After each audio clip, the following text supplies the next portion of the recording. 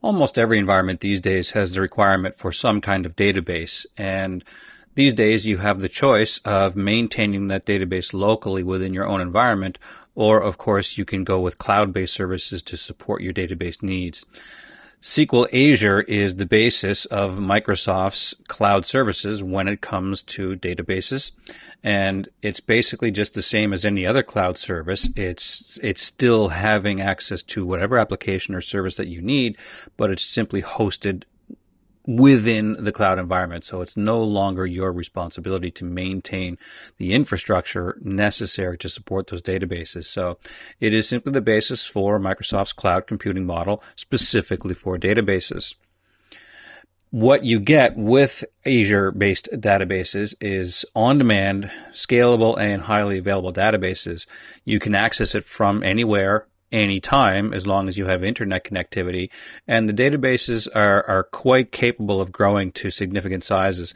Now, they aren't really designed to host the very large types of databases where we're talking about multiple terabytes, but they do have the capabilities to go up to 150 gigabytes.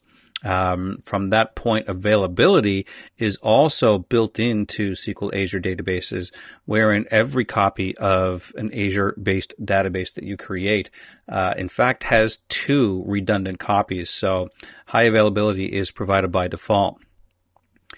Also, there's online access to your management interface for the database, or you can use any kind of local application that you might already be familiar with, something like SQL Server Management Studio or Visual Studio. So you can take either approach. There is a management utility that you can use directly within the Azure portal, or you can use your own preferred application locally. Regardless of how you choose to manage it, what you get from this is simply the fact that you don't have to manage and maintain the local database server anymore. The database itself, of course, needs to be maintained and managed, but the server hosting it no longer is your responsibility. Every component about it, the updates, the management of the server, the configuration itself is handled within the cloud environment, and you don't have to look after that anymore. Now, there are several architectural layers when you are dealing with SQL databases in the cloud.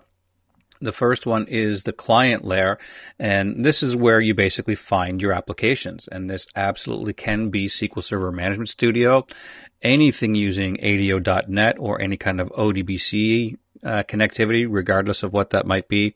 Or, of course, you might build your own custom application. Now, whether that's for management or for just accessing the data, it doesn't really matter. All of these just simply reside at the client layer. The service layer, this is where the databases themselves get provisioned, so it's where we can go in and create a new database and or remove an existing one. But what also happens here is billing and metering, and that becomes important because all of Azure-based services are based on how much you use them.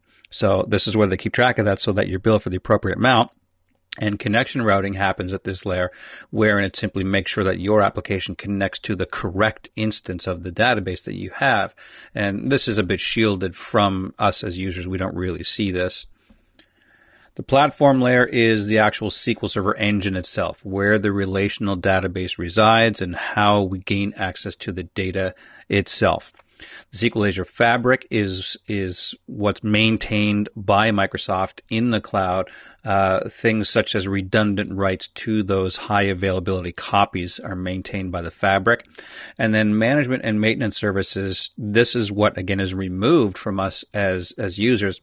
Things like keeping the server up to date, patches and hot fixes and things like that. All of those maintenance services that we might otherwise be doing locally no longer become our responsibility to handle within the cloud. Now, there is the infrastructure layer, but this really is just all the physical components that reside in the cloud. We don't really have access to any of this, just certainly, of course, knowing that it is there, but you see that it's abstracted from us as the users. All of those components are maintained by Microsoft. Now, when you are accessing your database, The connectivity to your server is provided from your client application, whether it, again, be accessing data or for doing management utilities. You're connecting over the internet to the database server in the cloud. So the protocol is still the tabular data stream, which has been around for SQL for a very long time. But of course, we're using it over the internet. So it needs to be secured. So it runs in combination with SSL to make sure that our connections are secured and safe. But once you access your databases over the cloud, you've got full access to all capabilities that any database might be able to do. And again, as always, you only pay for what you need.